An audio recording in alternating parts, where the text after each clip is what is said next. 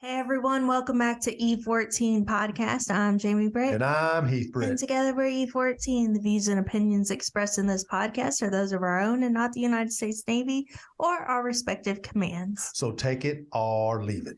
Welcome everybody back to E14 Podcast. We have with us today Dezarae Brigham, a CTR-1, right? Yep. In the U.S. Navy station. God bless you. She's stationed in Hawaii. Is a tough life. But she is a podcaster. She has a lot of hobbies. And please, Dezarae, introduce yourself to us. All right. Yeah. So first, thank you guys for having me. I stumbled upon your podcast as I was looking to get some inspiration and create my own. So I'm really glad to have connected with you. And then I stumbled upon Jamie's Facebook page, and I saw that she was a recruiter, and I'm super interested in talking more with you about that and just kind of like, the population out there. But we can get into that. I'll introduce myself. As you said, I'm CTR-1 Brigham. I've been in the Navy for about 11 years now. It'll be 11 in August. So I just re-enlisted in September for another 6. So I'm probably going to stay the whole 20, but that's okay. Because I'm super excited about it to see what's to come. I joined the Navy right out of high school. I'm originally from Austin, Texas. I grew up in a pretty strict household, so I didn't really get out much, and I was going to go to college, but I didn't want to stay in Texas. Not that I don't love Texas, because I do. It's the greatest country, as we know. True. Facts. Great facts. But I just wanted to get away, and gain my independence, get away from, the hold that, my parents had on me. And just kind of venture out and see what it was about. So I had always had a passion for like law enforcement. I thought I wanted to be like a cop or like a lawyer or a judge. So I was like, oh my God, the military will let me be a cop when I'm 18. So this is perfect. The idea just kind of went into my head. So I was like, okay. I was looking up some stuff. One of the Army recruiters had actually came and spoke in my high school class, and I thought it was pretty cool. I was like, oh, boot camp looks fun. Like, this is pretty cool. I think I'm a tough girl. I can handle that. So I walked into the Army recruiting office first.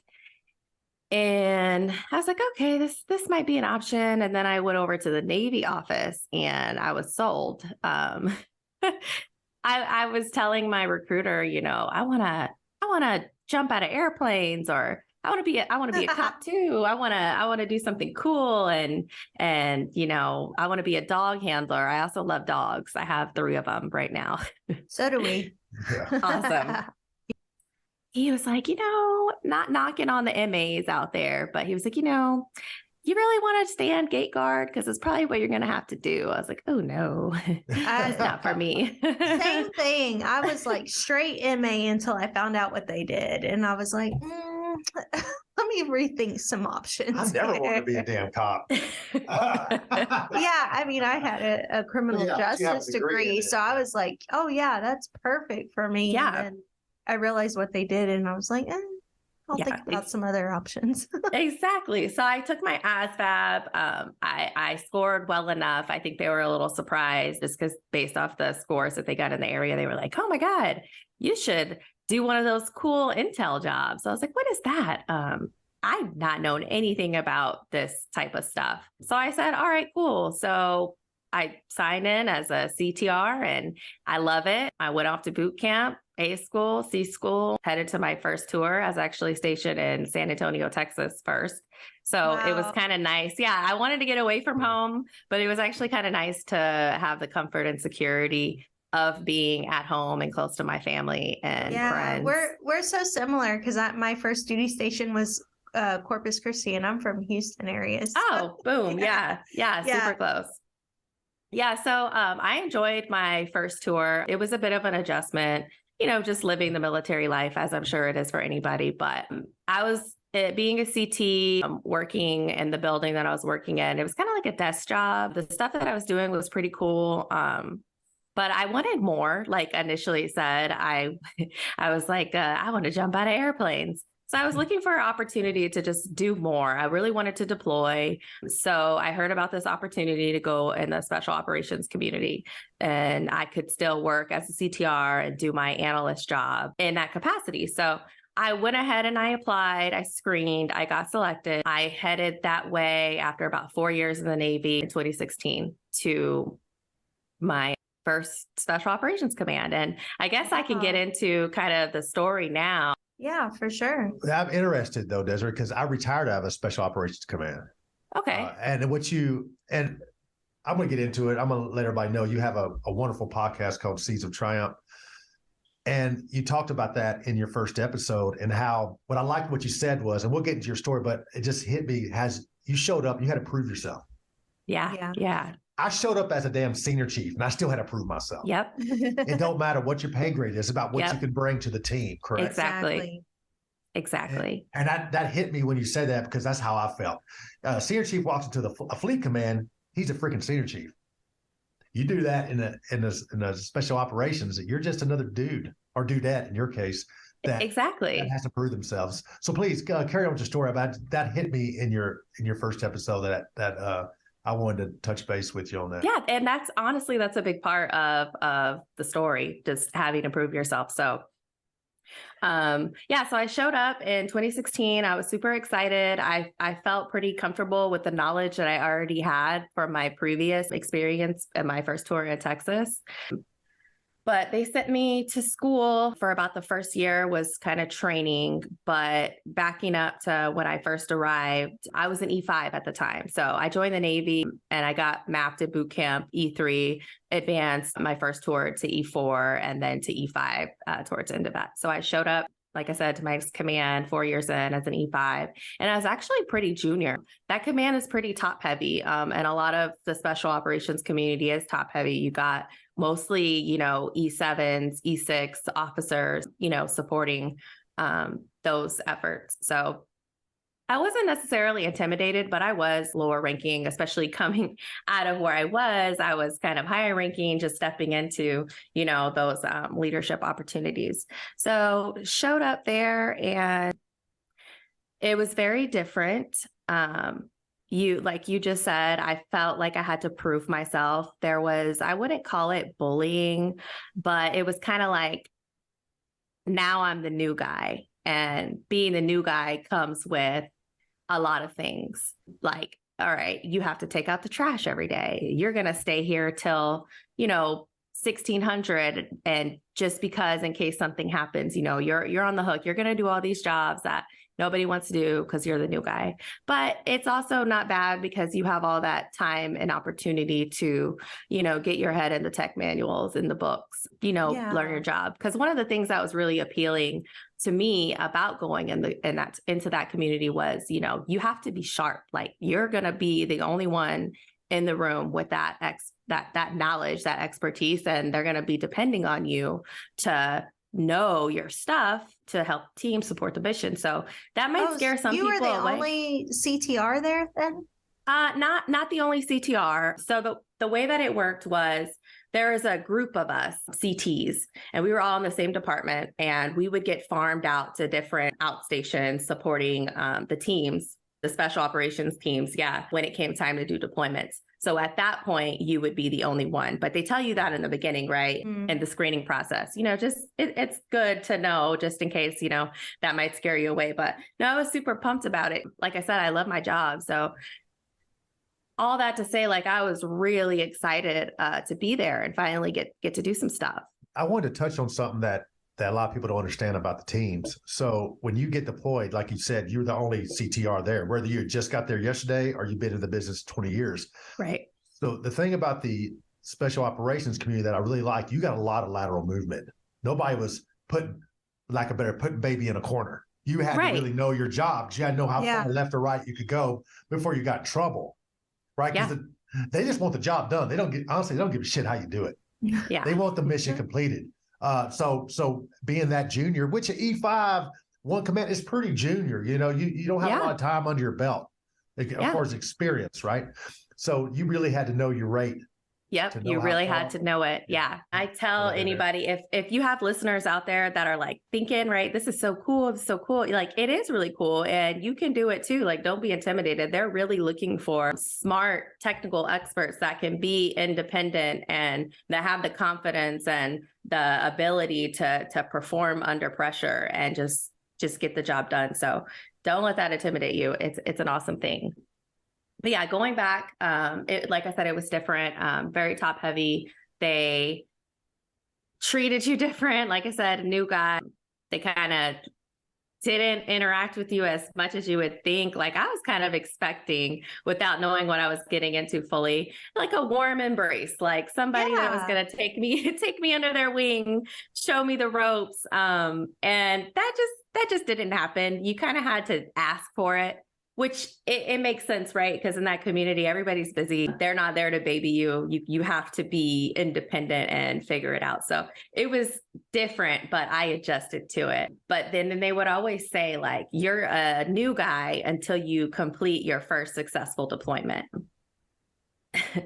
And some people didn't. And you could tell how they were treated differently if they didn't complete that first successful deployment. So coming in, seeing that, I was like, okay, like, in my head, just naturally the way that I am, I want to do the best that I can at everything. So I'm like, okay, cool. I got to get on this deployment. I got to do awesome. I'm going to be the best. I'm going to prove to these guys that I do deserve to be here. And I'm going to earn my spot, and it's going to be great. So that's what I intended to do. So like I said, the first year was spent me going to trainings. I went TDY to Maryland, to North Carolina, to some other places in Virginia to do some like weapons training, stuff like that. So after the workups were done, I finally get assigned to go to my first deployment. Like I said, I never been anywhere. Well, how Right? are you feeling at that point where you just like, finally, this is my chance? Yeah. Yes. I was like, oh my God, I'm so excited. This is great. Like, I learned a lot. I was able to sharpen up my technical aptitude. Like, I was super pumped. And I actually, was able to show those that were in charge of picking people for the deployments that, they wanted to send me somewhere that I was going to best represent, our group, and that they got the best. So they sent me actually to augment with a different command at a different tier, kind of higher level. I was super excited about that. I was like, oh, this is good. Like, they see it. They see that I'm like all your hard work. Right? Yeah, they see that I'm good at my job. I know this. They want to send me here to just do great things. I actually start integrating with this new command that I'm augmented to go on this deployment with them. And it's great. Everybody there is nice and welcoming. They're all about the mission. So that's what we do. We just prepare. I start working on, some mission stuff beforehand, start doing the pass down with the analyst that's currently out there. And so finally get out there and meet the team. It's very small. So we were spread out. We went to Afghanistan and we were spread out. There was a location in Bagram.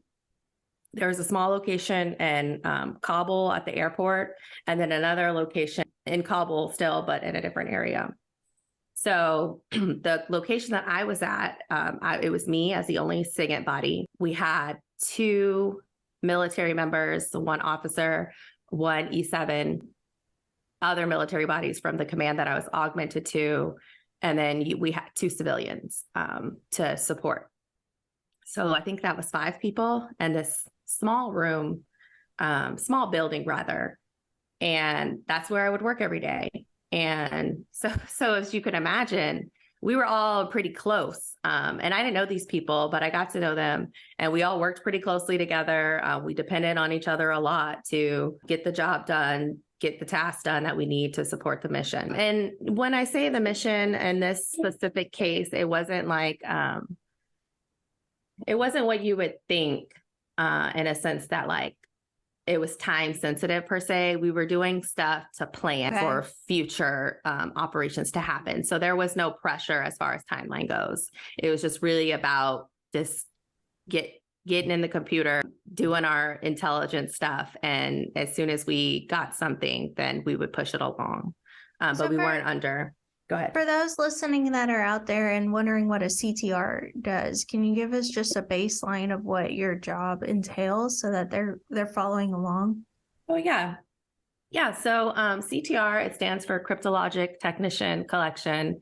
And there's many CT ratings. So we are just under the umbrella of Cryptologic Technician. And then over that, you have the information warfare community, which is going to be comprised of your ITs and your ISs, which are going to be your intelligence specialist.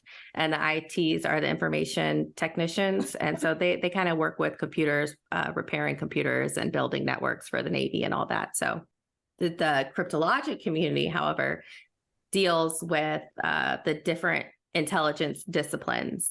So the different intelligence disciplines are human intelligence,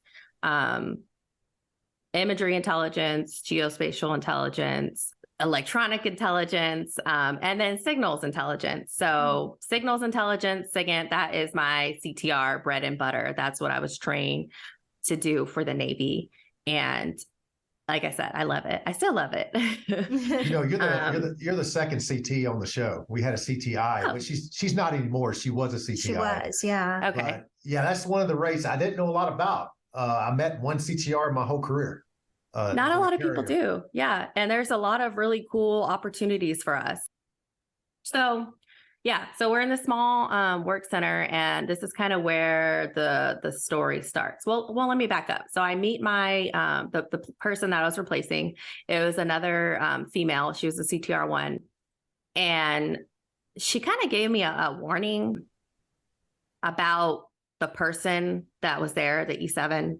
The chief, she was like, hey, he's a little weird sometimes. And, he gets in these moods. And so just be careful. And that kind of caught me off guard. I was like, what? Like, what do you mean he's weird and he gets in these moods? She didn't really elaborate, but I didn't really pry either. I was just kind of like, okay, I'll see what she's talking about if that's where we go. I was very focused on just mission. Like all the other stuff, I was just like, okay, whatever, right? I'm like, I got my job to do. I'm going to do it.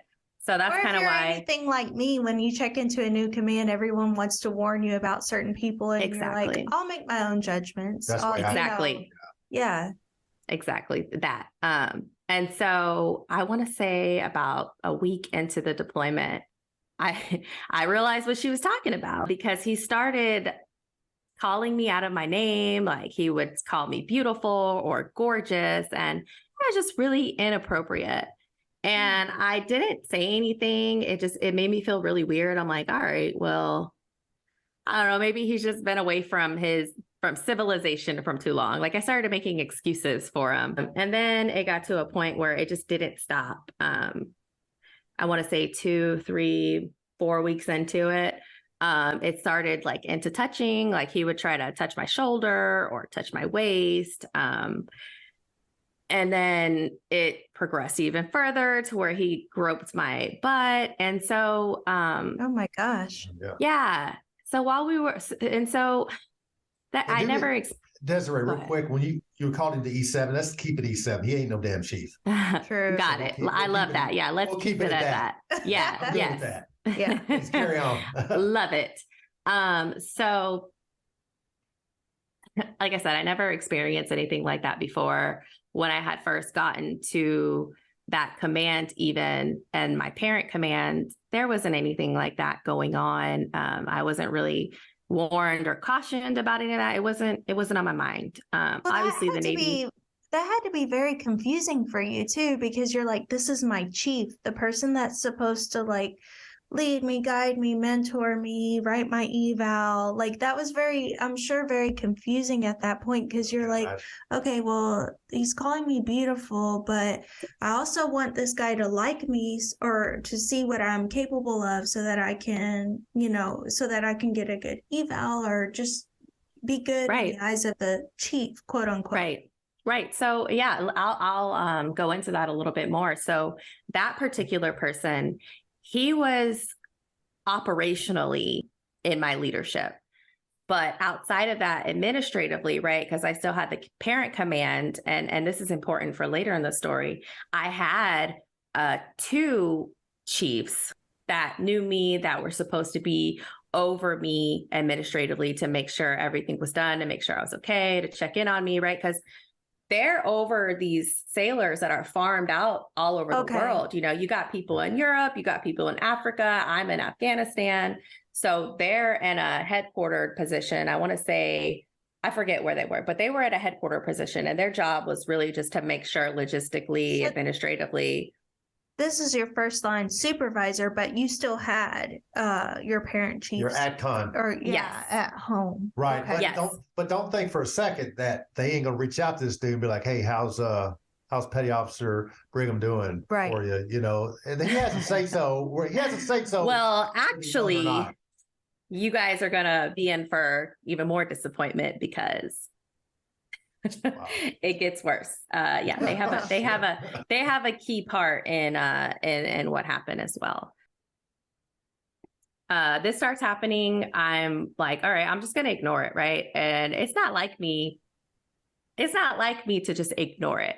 I was raised to be like tough, independent. Like my dad was like, if anybody ever touches you, does anything to you, you better get them back 10 times over. Like, you know, I didn't raise no sissy. Right. Yeah, that's kind of how he was, right? And so that's how Jamie was raised too. Texas tough. Texas, right? And so I was like, yeah, you know, I would say, you know, sitting in these like GMTs about harassment or whatever, I would think in my head, that would never happen to me. I wouldn't let that happen to me. If anybody even tried it, you know, they're gonna go down. So that was the attitude I had. And when it actually was happening to me, I surprised myself because I prioritized the job and the mission and proving myself to not only the people that I was directly working for, but my parent command, who put all this pressure in, you know, completing your first deployment successfully. So I said, you know what, this is happening, but I can deal with it.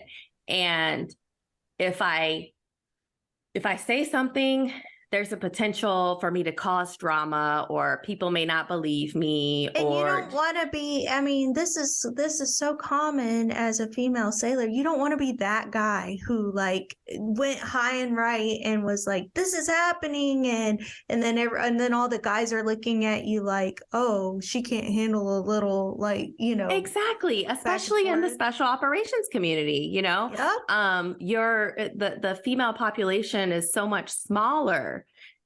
And that's another thing, another aspect of having to prove yourself. Like, I'm going out here as a female. I'm not going to cause any drama. There's not going to be any problems. I'm going to get through this successfully. So I had all that running through my mind that prevented me from saying anything about it. So 2, 3, 4 weeks in, all this stuff was going on. Didn't say anything, but I did talk to my best friend who wasn't in the military at the time. But I was able to just talk to her, let her know what was going on. It was good to like get it out, to have validation that it wasn't right. And then the person that I turned over with out there reached out to me to just check on me, see how I was doing. And that's when I let her know, like, hey, I know what you were talking about, you know, it's happening to me too.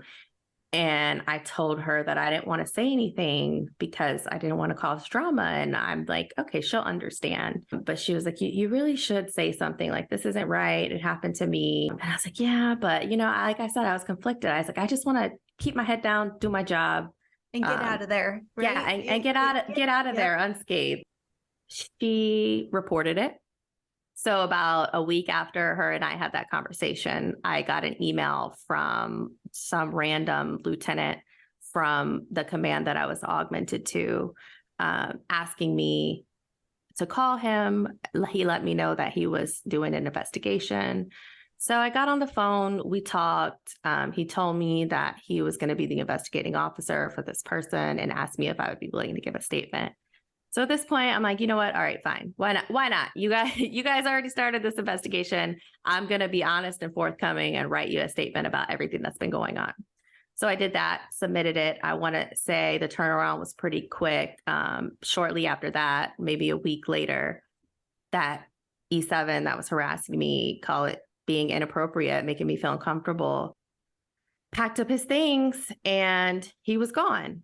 Now, this is a pivotal moment right here because I know so many sailors that are thinking like, were you afraid of any blowback? Were you afraid of him finding out that it was you that gave the statement and that he was going to come confront you before he left? Yeah. So, I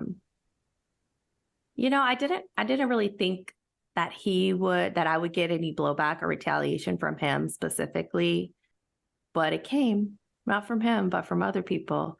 But let me rewind a little bit. So he got out of there, got his stuff. He was sent home.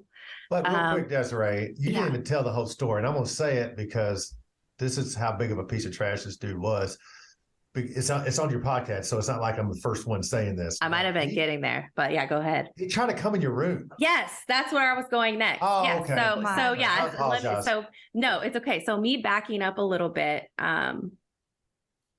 This was, I think it was before it was reported. So in between it being reported and in between him going home, that 2-week period, there was a time I was late. I was staying late in the office. I was in the office. Like I just love my job. So I was just in there, just doing stuff, trying to find stuff, like, and that's what it was a distraction as well from what was going on, from me being in my head, what was going on. So I was in the office late. I want to say it may have been like 1 or 2 in the morning. And we had these radios because we were out there in this small compound, and I left my radio at the office.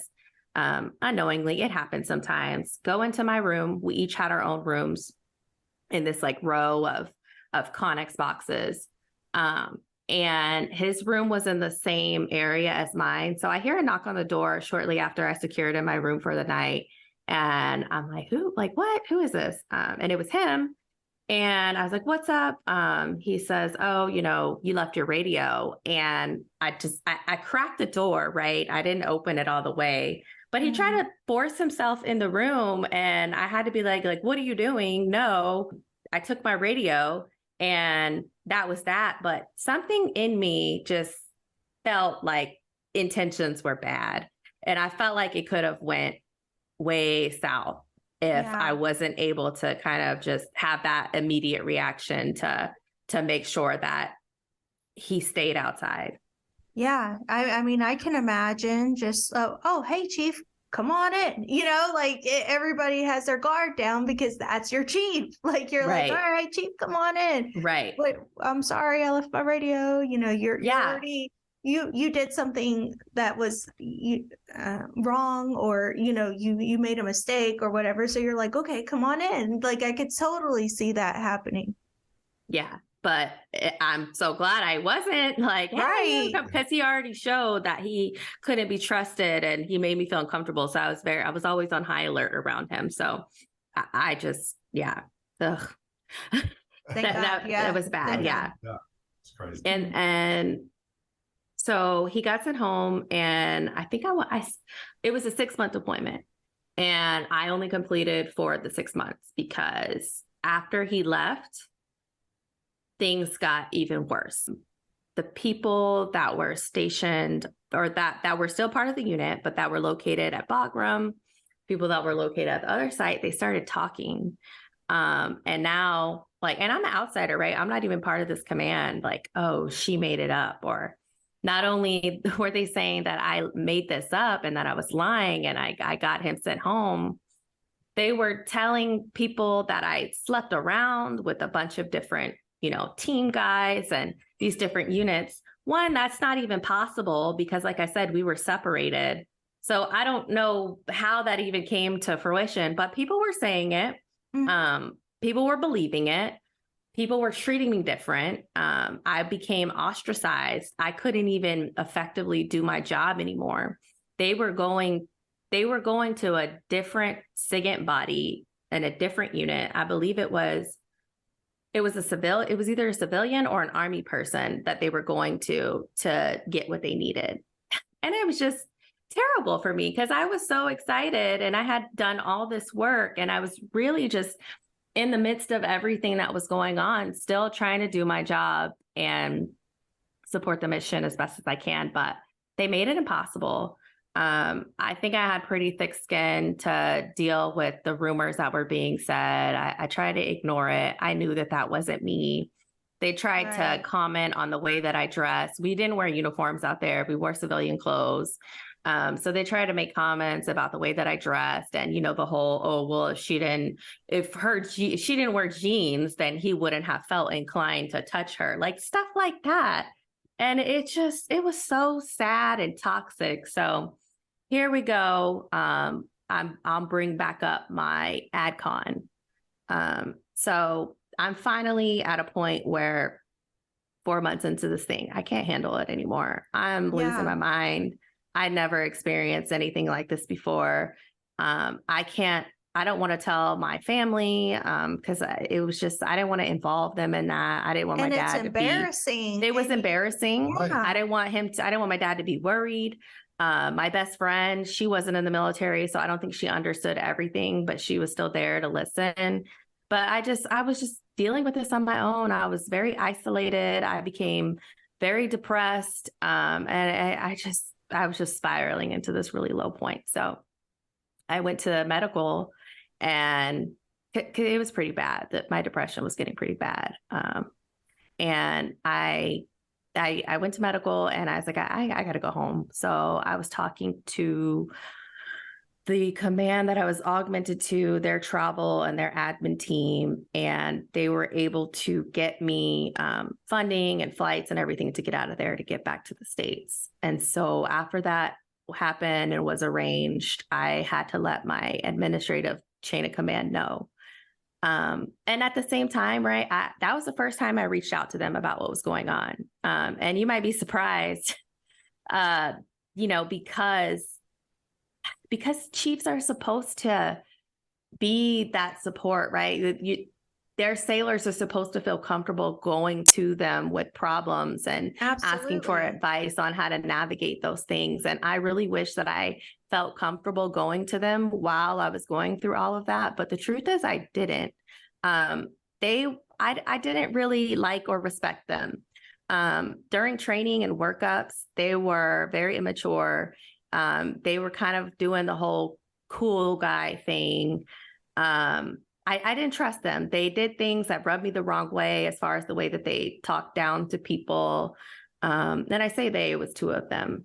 Were these other CTs? Yeah. Mm-hmm. Wow.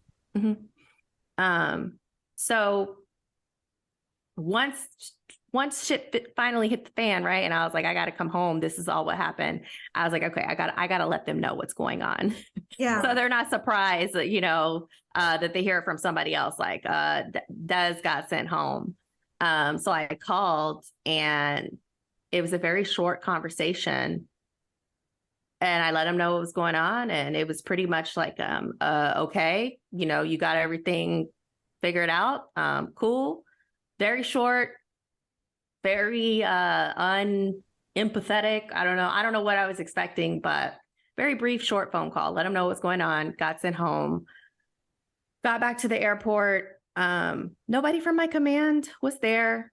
I know they knew what happened because as things like that go, you have to report it up. The CO has to know what's happening. So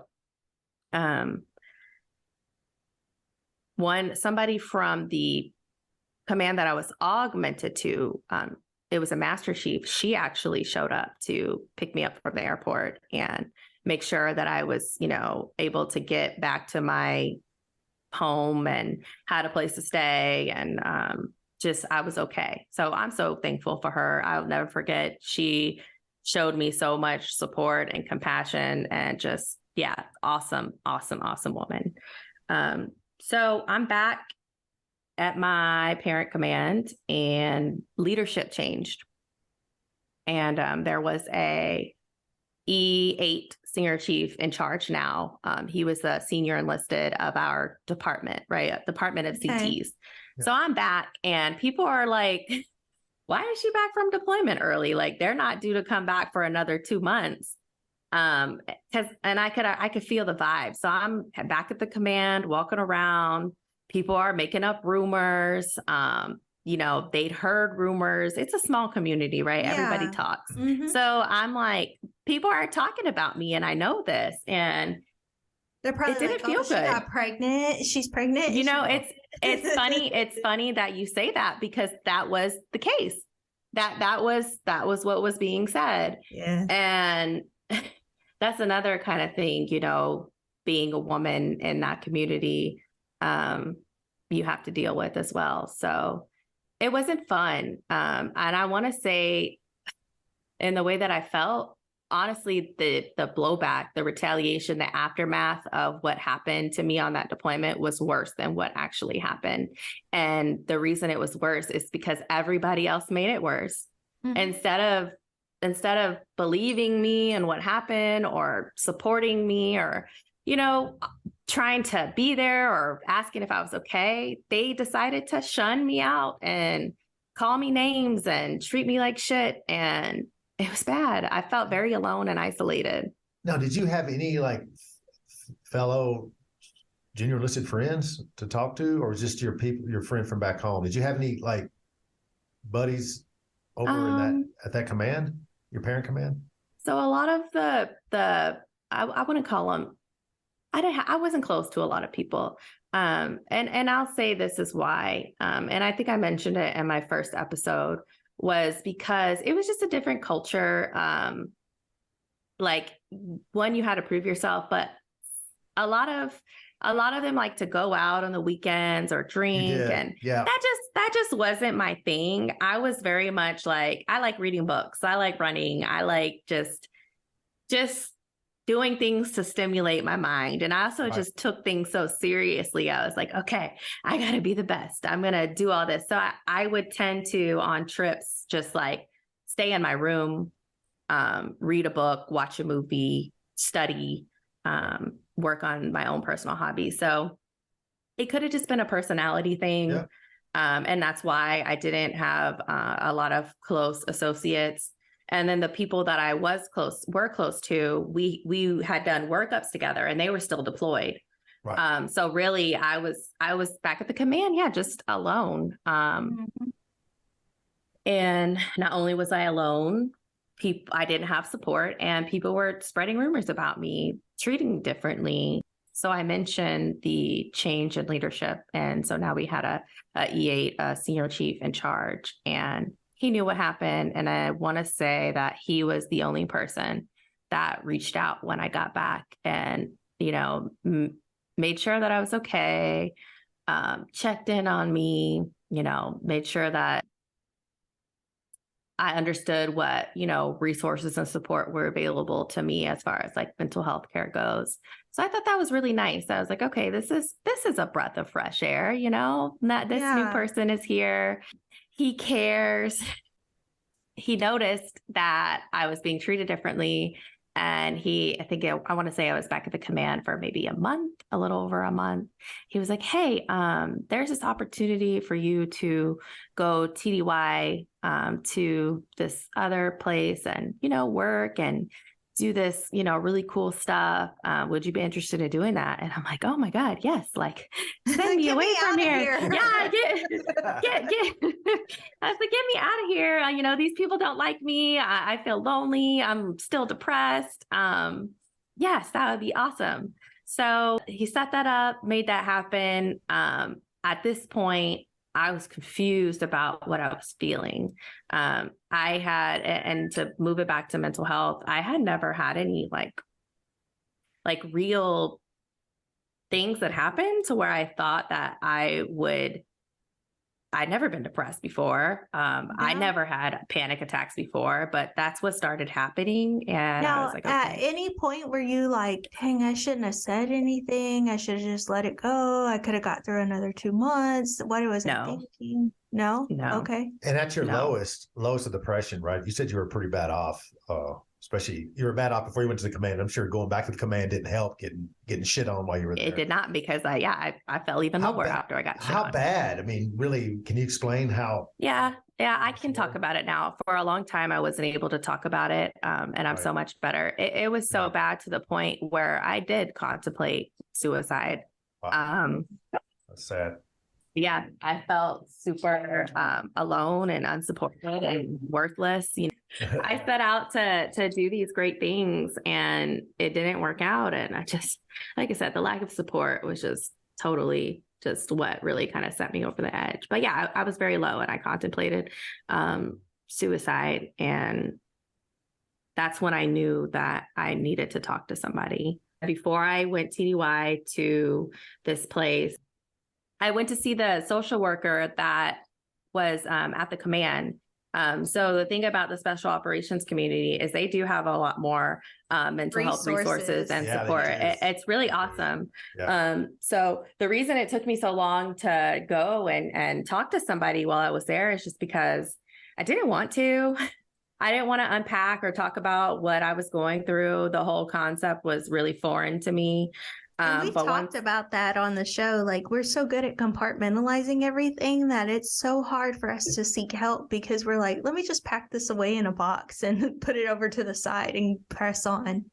Yeah. So I think I talked to this person, the social worker at the command, for maybe like 2 or 3 sessions, and I stopped.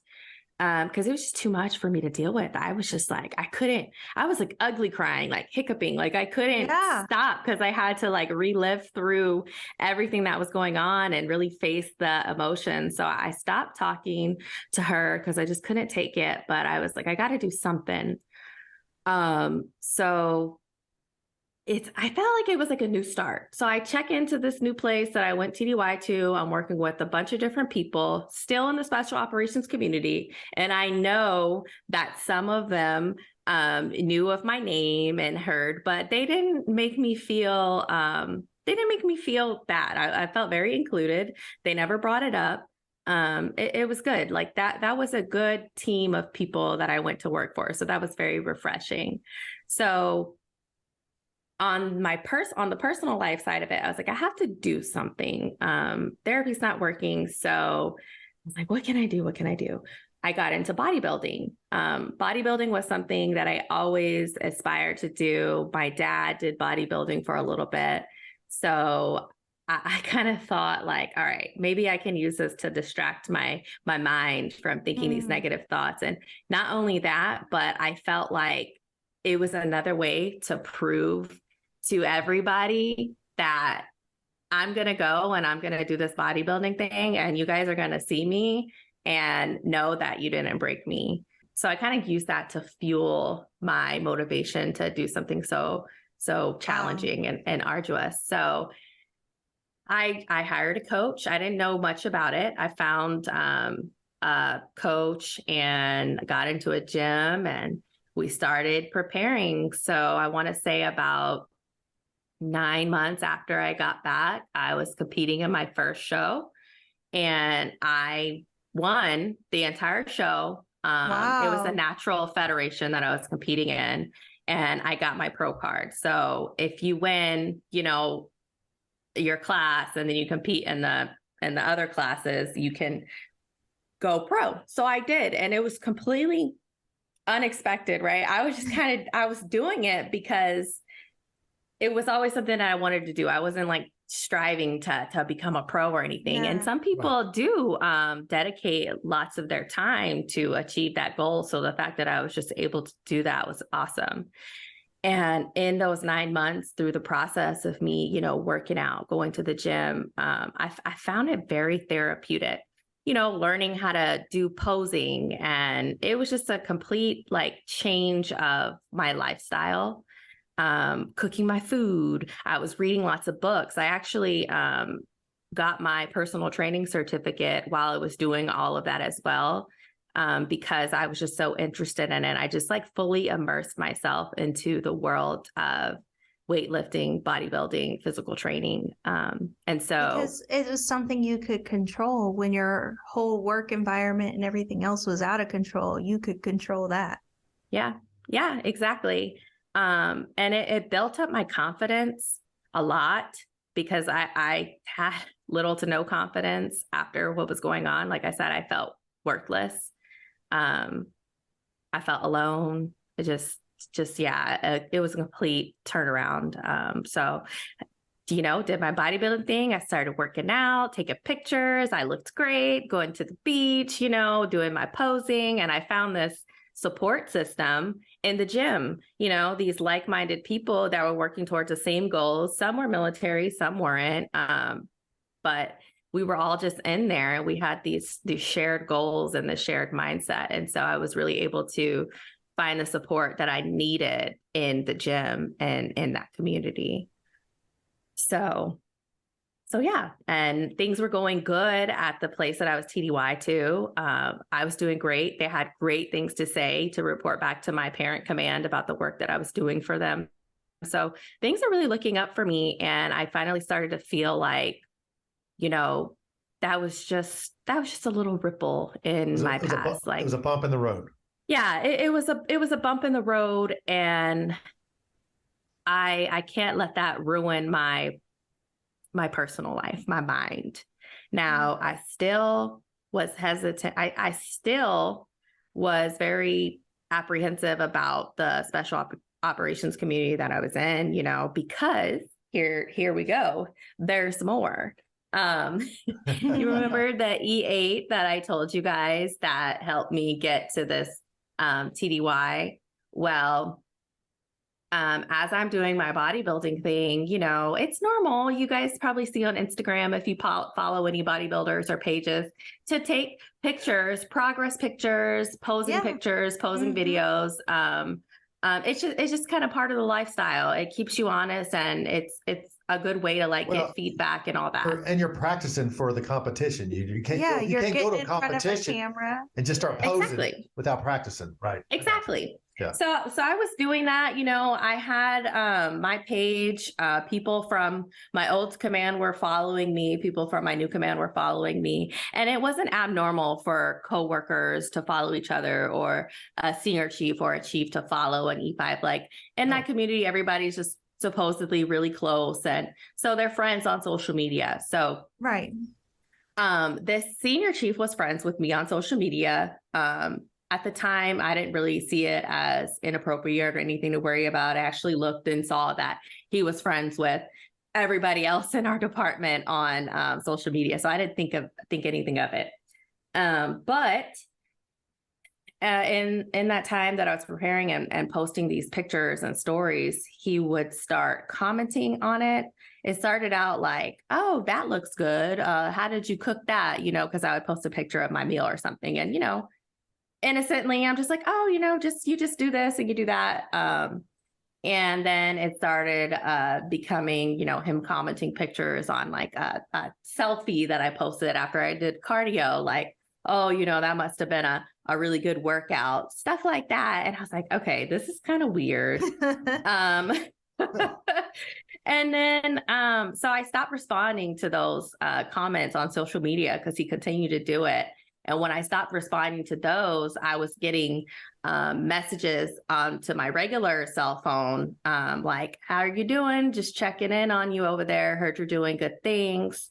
Oh yeah, thanks, senior. Yeah, everything's going good. Appreciate you reaching out." And then there was another message where he told me that, what did he say? He said something along the lines of something was happening at the command and that I might have to come back, and I was a little worried. And this message was like late at night on a Friday. So I'm like, why are you telling me this on a Friday? Like, I'm kind of worried about the longevity of me staying at this command. And I was like, why is this coming to me on a Friday night? Like, this couldn't wait. He's drunk texting you. He's drunk texting you. Yeah. And I think that's what it turned into. And so I'm like worried. It was late on a Friday night. I was worried, and I woke up early Saturday morning and saw the message, and I responded like, "Oh, I'm actually kind of worried now. Like, everything's going so good."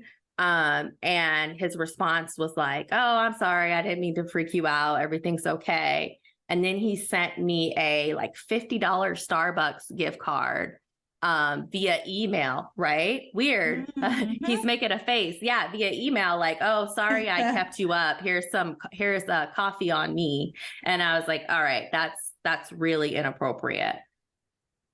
So yeah, I would say so. Yeah. So my time comes to an end. So those were the kind of messages that he was sending me while I was there in that 9 months, that I was like competing and at the new command. And I felt at that point like it didn't really, I knew what he was doing, but I didn't let it affect me as much because I was so confident and I was so strong in what I was doing that I was like, okay, whatever.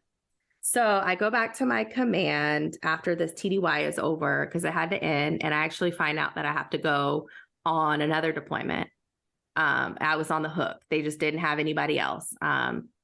I was fine with that. I was like, okay, cool. I actually saw it as another opportunity, right, to prove myself, like to all these people, like, you know what, whatever, like I got this. I'm gonna go out here. I'm gonna kick ass. Like you guys are gonna regret everything that you said about me. And honestly, you were still waiting on that first successful deployment where you didn't know bullshit happen to you, right? You can exactly. Right. And that was kind of for myself too, like because of what everybody said, it was for myself too. Maybe a pride thing. I don't know. So I'm back in my command, and one of the LPOs reaches out to me, the LPO of the department who was working directly for the senior chief. She reached out to me and was like, hey, I just want to let you know something that, you know, you should know about. And it was really alarming. I was like, what's going on? She told me that there was a group chat amongst several leaders at the command where there was a picture of me in my bikini floating around in a group chat. Oh gosh. Wow. Yeah. Yeah. Not just the senior chief, but like I said, several leaders at this command. But the senior chief was involved in it. Oh yeah. Mm-hmm. Okay. Again, yep. EA. Exactly. Exactly. He was involved in it, and that's how she found out, because he was involved in it. And so she revealed to me that she was also receiving these text messages and these inappropriate comments from him.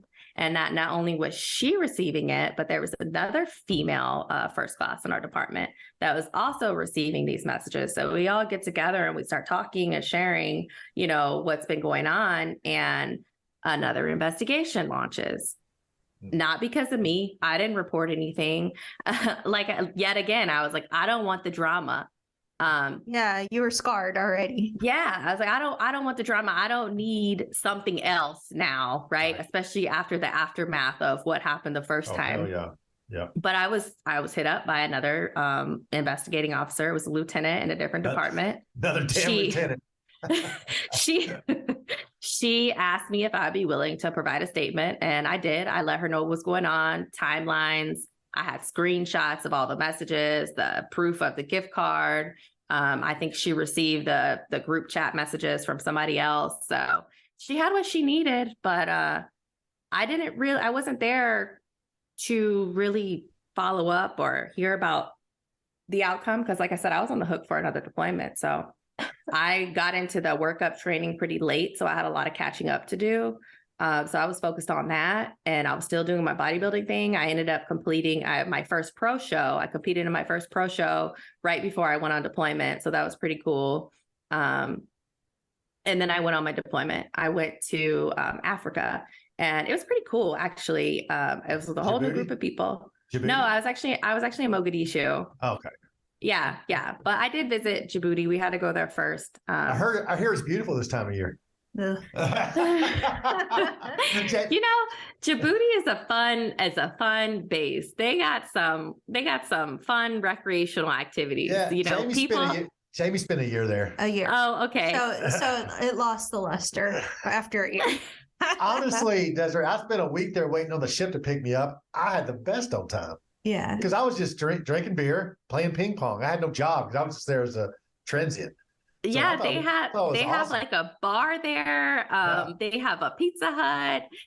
There's this like underground salsa night that people go to after. Yeah. And so I was like, man, they really know how to get down over here. But anyways, I was in Mogadishu, and I was thriving. The work that I was doing was great. I was having a good old time down there. So it was just a complete different situation from, the Afghanistan deployment. Mhm. You know, I still dealt with, you know, guys being guys, but it was nothing compared to, when I say guys being guys, I mean like them just talking the way that they may That they talk. talk. And Yeah. Oh yeah. Oh yeah. yeah, so, but there was no, you know, inappropriate passes towards me or Right. anything. If anything, the people that I was working with and for, they were very supportive and they were like protective. Like, all right, if anybody says or does anything to you, like I got your back. You let me know. So it was Right. very refreshing to have that there. And not only that, and on like the personal level, the work was good. I Hey. finally was able to shine with my technical abilities. Awesome. So you were able to finish that? Yeah, so I finished that deployment. That's Not good. only did I finish the 6 months, we were there during COVID at the very start of it, and that presented another like Oh my God. level of stuff. So we were out there for another 3 months, and I had no idea when I was coming back home. I had orders to Hawaii already. They had to get delayed because we were still out there. So it was just, it was crazy, but we got through it.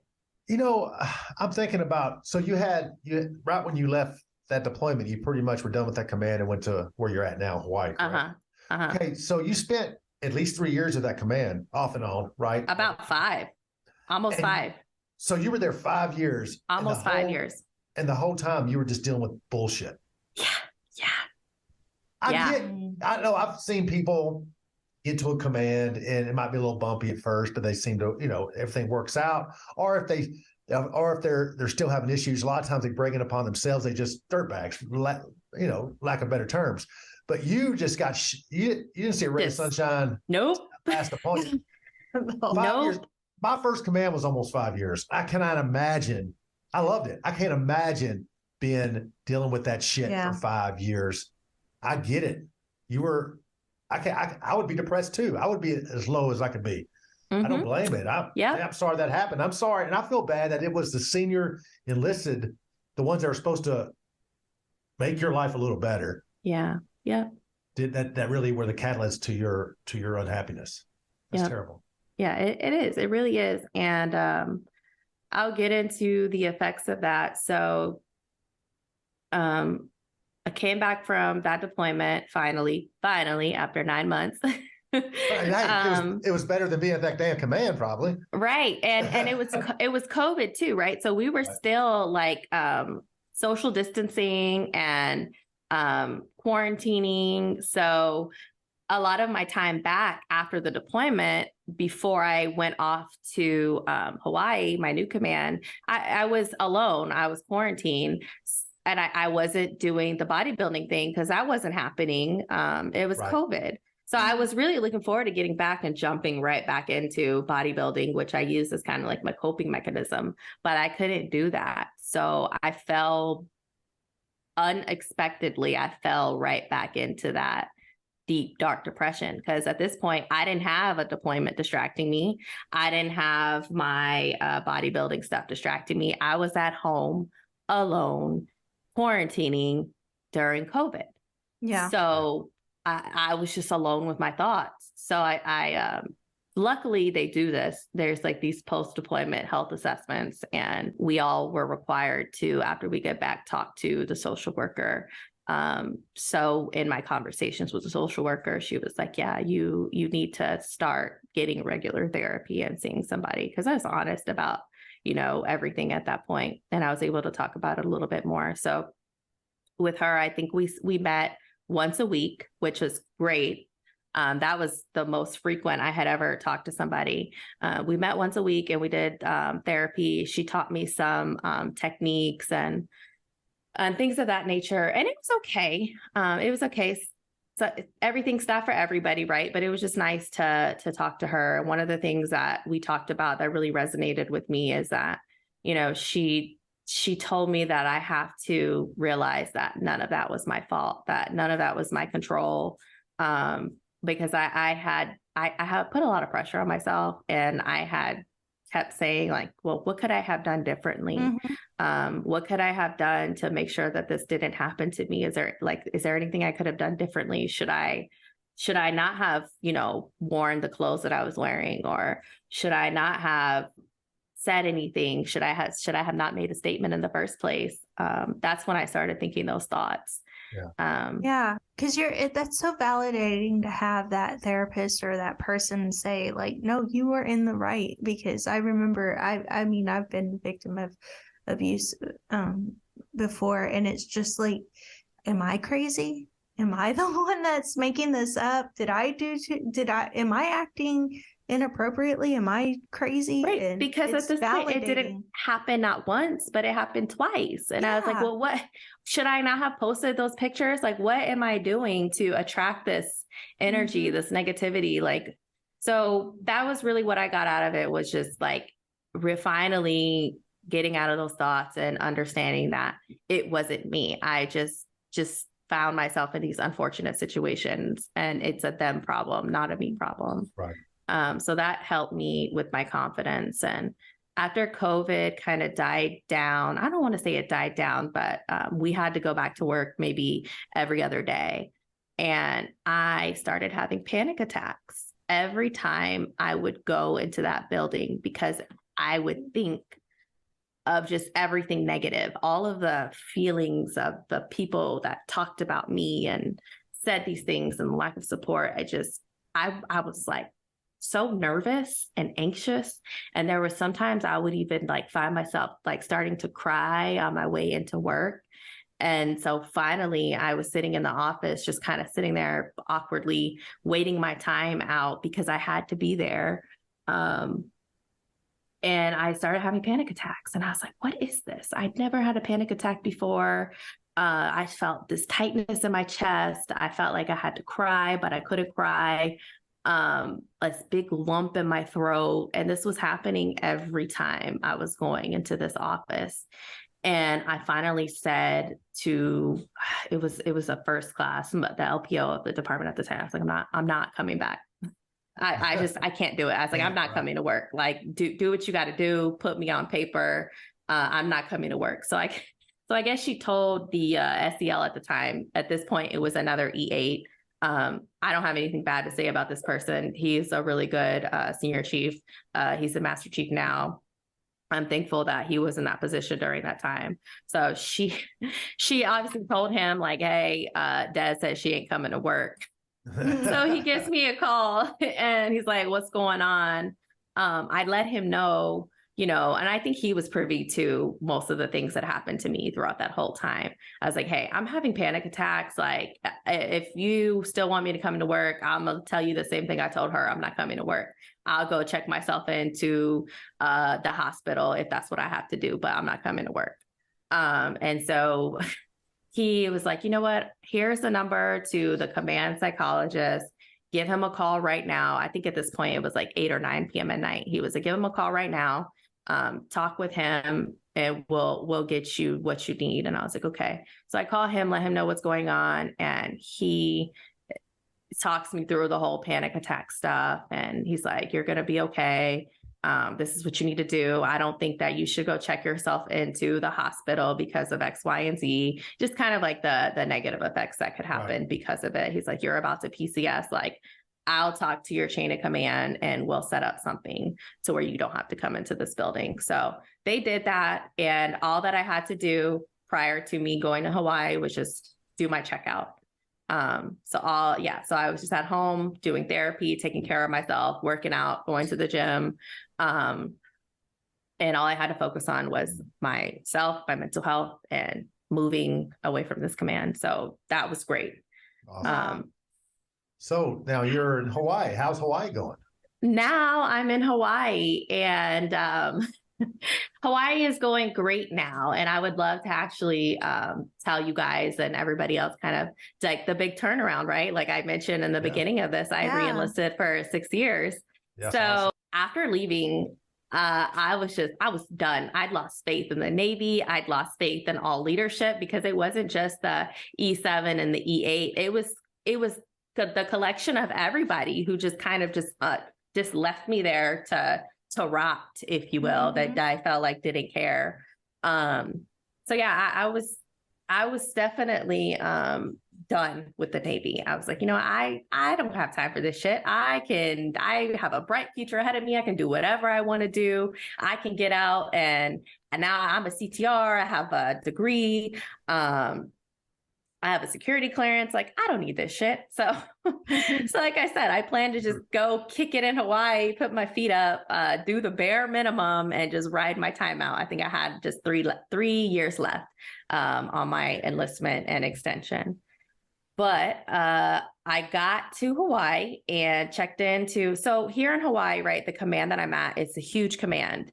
And it's full of like junior sailors. And at this point, I'm a first class, right? So I had made first class in between my my first and second deployment. So it's a bunch of junior sailors, seamen, E4, E5, and it's huge. So I'm like immersed into this whole different environment. It was even bigger than the command that I was at in Texas, where now there's also a shortage of like first classes and chiefs. So you have a lot of responsibility just thrown at you right off the bat. And I'd never been an LPO before either. But as soon as I showed up, they were like, oh, we need you to be an LPO for this division. And I was like, okay, cool. I wasn't really opposed to it. I was just like, all right, cool. Like, that's fine, whatever. Like, nice. I'm about to hook these sailors up. They're going to love me being their LPO because you don't care, right? Exactly. so that's kind of how I was looking at it. But I had a really great chief, and I had a really great department chief that just helped me, and they were just so kind. And I tell everybody, like, the simple thank you that this department chief gave me after I did something as simple as making sure muster was completed for the day, after 5 years of not hearing the word thank you or being recognized or appreciated for anything, that was so monumental for me. It just made me want to not be that, shitbag LPO or sailor. It made me really want to work hard to ensure that he had the support that he needed to run the department. And for my chief too, like, he always said thank you. He was always supportive. He always asked me what I needed. They were very accommodating to my standing mental health appointments as well. So it was just a complete turnaround. And the way that I am, I can't just not do anything. And so I was still dealing, like I said, I'm not healed from this tumultuous events that I went through in my last command. I was still going to therapy, and that was interesting, switching from talking to the social worker to going and trying to get therapy at this command. I was referred to a psychologist pretty much right away, but I had to wait like a month. And it was this like total like surfer bro lieutenant. That's how he sounded like. He sounded Hawaii, right? Yeah. Hey, bro. Yeah, it was just, he just seemed so like chill, like a surfer bro. And like he was reading stuff from a textbook. And I was like, you know what? Like, I had to be honest. I was like, I'm not feeling this. Like, this is not helping. Like, we're just wasting our time here. And so I was like, let's talk about medication, because I'm not ready to do this talk thing anyway. So he referred me to a psychiatrist, and I started taking antidepressants, and that actually helped a lot and made a world of a difference. And it improved my quality of life at work and gave me this like motivation and like recharge also that I needed. And so I started taking on more responsibilities at work, and I saw these problems and these deficiencies that this command and department and directorate that they had. And I was like, I can help, like, let me help. And so that's what I was doing. And I recently, things have been nothing but great, right? The Chiefs mess there has been great. I've met so many good mentors and leaders here at Nyack, Hawaii. And I just won the Senior Sailor of the Year for that command. Congratulations. And then, Awesome. I won at the CTF 1070 level, and I'll go up for the 10th Fleet level in April, hopefully. So we'll see how that goes. And I just got my periodic evaluation back. I had got the #1 ranking and a 5.0 across the board. So hey, let me tell you something. Go ahead and buy your anchors now. So things have really turned around, and I'm in such a much better place. And one thing that I also want to say that was kind of monumental was through seeing my therapist and psychiatrist, I eventually went back to seeing a therapist. She actually asked me a question. And this was maybe a year and a half ago. She's like, well, what's your purpose? You know, in one of our sessions, like, do you have a purpose? What's your purpose in life? And I was like, I never really thought about that. I'm just taking it day by day, just trying to get through, and I'm like confusing the word purpose with goals. And I'm thinking like, oh, well, a goal of mine is to like live on a farm in Texas with 30 dogs, but that's not really a purpose. So I finally thought about it some more, and I really enjoy helping people. And not just helping people, but just helping sailors. And I'm really passionate about advocating for them and mental health, and just making sure that all the things that happened to me kind of drove me to be this person where I'm eventually going to be in this leadership position where I am so influential and I can make or break somebody. So I can't save everybody, but if I can stick around to be there for somebody who needs it, and to be an example, and to promote and spread positivity, and shut down the stuff that people are doing that is wrong, then I want to stick around and do that, because that's what I see my purpose is helping sailors and sticking up for them. I'm so glad you said that, because that was going to be my next question. And I think you're going to be an amazing chief one day. But I was just going to say that everything that you have gone through, and everything that was meant to break you and didn't, you are one day going to turn around to that young sailor who's going through that, and you're going to be empathetic, and you're going to understand what they're going through, and you're going to be the difference in their life. So everything that you went through is it's not all for naught. Does that make sense? You went through it because you were strong enough to handle it. And now you're going to be able to pull somebody else out. And I'm going to tell you, so those douchebags you work for, really, they serve a purpose, because without shitheads like that, then you wouldn't know what not to do. Yeah, exactly. And I think that's what's helped mold me into the type of leader that I am, is I've had to figure it out, right? Up until the point where I'm a LPO, I had to figure it out. And I went back to all of the bad things, and I was like, this is what not to do. Yeah. Yeah. And I'm so happy that you got this command with that attitude, but you turned it around after you saw what you can have, right? Yep.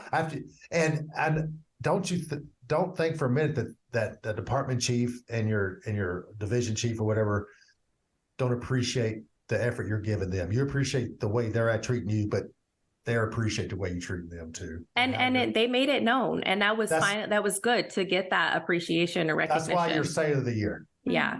That is why. That's the only way we can't give you money, right? We can just give you liberty, and we can give you awards. Mm-hmm. That's it. And that honor is huge, especially in a big command. Exactly. If you don't think that means a lot at a board, you're wrong. It means a lot at a chief's board, making Sailor of the Year. Any command, even a little command, you're at a big command. It's huge. And what's crazy too is like I wasn't even shooting for this. It was never a goal of mine. I was never striving to do any of this. The only thing that I strove to do was to help sailors and get them everything that they needed. But when you have honest intentions, good shit happens. Yes. Yep. That's the way it is. That's but I don't true. I don't want to stop this show without talking about your next venture, though. You got a podcast. Oh yeah. So that's actually a good segue into it. So I wouldn't change anything. If I go back in time, I wouldn't change anything, because all of those events and hardships has led me to where I am today. And I've learned so much from it. I'm a better person because of it. And I think it's so important to share these tough stories and these times where we go through these hardships and adversity, because it can be so helpful to just hear that somebody else out there has been through what you've been through or something similar. And not only that, but to just know and hear how they went through it, because not everybody's the same. Everyone's different. And so I wanted to create a platform where people could do just that. And it's called Seeds of Triumph Podcast. And the idea behind it is for people to come on and share their seed, right? Their traumatic event, their adversity, and then share how they triumph through it. Those stories are so powerful. The methods and ways that people do overcome those situations of adversity are also powerful, and they're unique. And I know that it can provide help and support to not only the sailors out there, but the entire, military force.